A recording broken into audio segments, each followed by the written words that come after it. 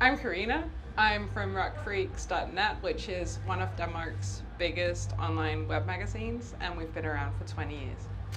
I have some questions for you. Okay. Because I did have to count how many albums you've made. Please let me know, because I'm not too sure myself. You're 13 albums Okay. into your 22-year career. I'm pretty sure, isn't it 22? No, 31. 31. My math was That's up okay. there. I wish it were only 22. Me too. How does it feel to still be able to draw such a massive crowd to your shows? It feels great to just to be able to make music, both record and write music and then perform it. To me, that's success. I mean, to do this as a living, get to go to foreign countries and watch people sing along to lyrics that I wrote in my basement. It's a great kick, and I feel very fortunate that we're able to do this after 30 years. And these are our biggest shows yet.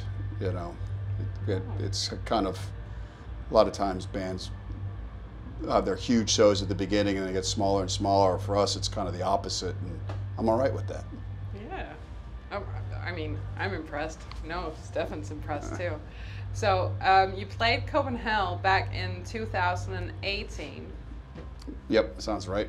And you recently played Storvega in Copenhagen back in August. I know this because I reviewed you, my first review. You mentioned towards the end of your show that you would be back soon. Did you already know that you were booked for Copenhell? Yeah, we did. These days, tours have to be booked so far in advance. One of the things that happened after COVID is like all these bands didn't play, and then it's sort of like releasing the hounds. And it's not just heavy metal and rock and roll, it's all the other genres. So everyone has to be the first to book. Because if we were to try to book, I mean, we're already booking stuff, talking about certain festivals in 2025. Wow. But that's what you have to do. And we didn't know what day we were playing Copenhell, but we knew we were coming back. And after 13 albums, what direction do you see Clutch head towards? Are you currently, while you're on the road, writing new material or thinking of something fun and exciting? Or are you just enjoying the success from Sunrise at Slaughter Beach? We very rarely write on the road. It's just, there isn't the space usually.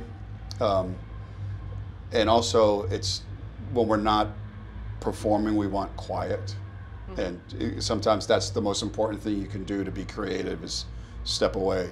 I know, speaking for myself, dedicating time, like let's say 3-4 months to writing, then your head changes. There's, I think, a big difference between performing and creating. Ideally, what we'll be able to do is have a period of time to write and then take those songs and play them live. Though that always that always is the best way to rehearse stuff, is in front of a crowd instead of just making it a studio creation. So we're gonna think about recording a new record pretty much for the beginning of the year. Writing that wise. It'll be a while before it comes out. Of course. You need to relax as well. That'd be nice. You've been touring non-stop since post-COVID. Yep. Oops. Then we brought a fan question. Uh-oh. And it goes, "Hi Neil, are you worried about cars having automatic gears as standard these days, so people won't learn how to use the clutch?" Not until now. Actually, it's funny that this fan asked that, because I realized not too long ago, actually it was just yesterday, I think, my son is now close to an age where I'm going to teach him how to drive. And I'll teach him how to drive a manual first, just because if you don't know how to do that and then you get into a manual, it's a bad scene. But hopefully, you know, transmissions don't really affect our career trajectory, despite the band's name. Sorry, guys. Well, those were all the questions I had for you. Okay, that was easy. Yeah. Can I ask you one question? Sure. What do you think about a festival like Copenhell? This is actually a really well-run festival. It's very relaxed. There are other festivals that are just giant pressure cookers they might be huge, but huge doesn't necessarily mean better. Doesn't mean it's better for the fans or better for the bands. We play enormous festivals and a lot of bands that I want to see that I can't see because they're a mile away. It's a great way for bands to be introduced to new fans. I can see them. I can see all the people in the Motley Crue t-shirts who have no idea who we are, and hopefully by the end of the show they do and like it.